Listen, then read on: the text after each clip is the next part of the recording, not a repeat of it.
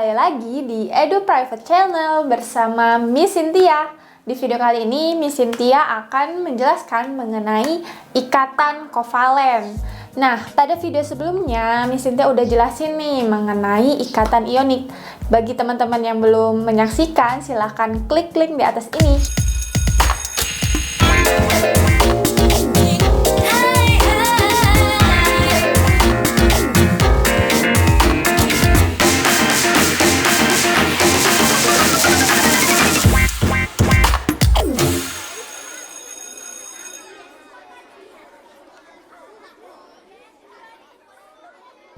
Oke, jadi pada video sebelumnya, Miss Cynthia telah membahas mengenai ikatan ionik. Jadi ikatan ionik ini merupakan ikatan yang terjadi antara ion positif dan negatif, kation dan anion, logam dan non-logam. Nah, jadi ikatan ionik ini juga merupakan hasil serah terima dari suatu elektron untuk membentuk ikatan yang stabil. Nah, kalau misalnya ikatan kovalen ini, jadi dia bukan antara serah terima, akan tetapi pemakaian bersama dari elektron. Nah, kalau ikatan kovalen ini umumnya terjadi antara ikatan non-logam dan non-logam. Nah, serta pada video sebelumnya, ikatan ionik itu Miss Cynthia sudah jelaskan bahwa keelektronegatifannya sangat besar ya, karena terjadi antara ikatan logam dan non-logam. Jadi ikatan kovalen ini juga dibagi-bagi nih, ada yang ikatan kovalen rangkap 2 dan ada yang ikatan kovalen rangkap 3. Itu dikarenakan pemakaian pasangan elektronnya itu lebih dari satu untuk ikatan kovalen yang rangkap ini. Selanjutnya, Miss Cynthia akan menjelaskan mengenai sifat-sifat dari senyawa kovalen. Jadi yang pertama itu sifat-sifatnya pada suhu kamar dia berupa gas, yaitu apa saja? H2, O2, N2, dan Cl2 serta CO2. Selanjutnya ada yang berbentuk cair, misalnya H2O, ataupun yang berbentuk padat.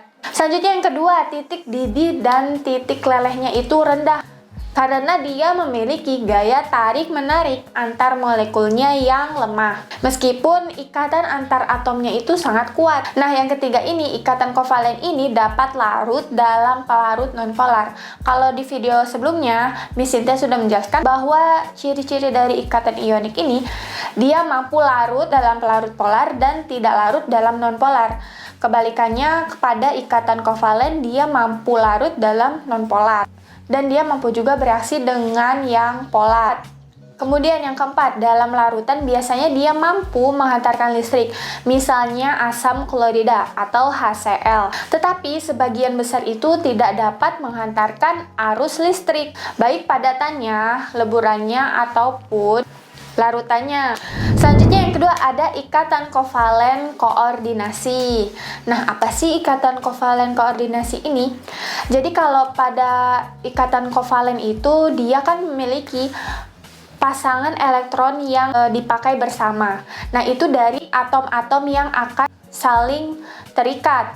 Nah, kalau pada ikatan kovalen yang biasa nih, bukan yang koordinasi, itu kan terjadi karena pemakaian bersama dari pasangan elektron dari masing-masing atomnya. Akan tetapi kalau yang koordinasi ini pemakaian pasangan elektron dari salah satu atomnya. Selanjutnya Miss Cynthia akan menjelaskan mengenai polarisasi ikatan kovalen. Jadi perbedaan keelektronegatifan ini sangat berpengaruh terhadap polarisasi suatu senyawa. Adanya keelektronegatifan ini menyebabkan salah satu atom ini lebih tertarik ke arah salah satu unsur yang akan menimbulkan dipol. Nah, dipol ini yang menyebabkan senyawa tersebut bersifat polar. Nah, misalnya pada larutan HCl.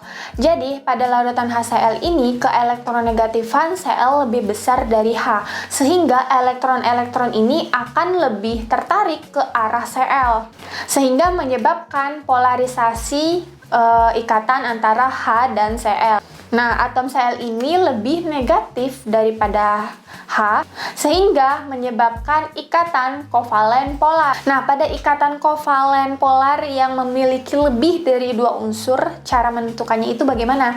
Yang pertama itu jumlah momen dipol. Jika jumlah dipol itu sama dengan 0, senyawanya bersifat nonpolar.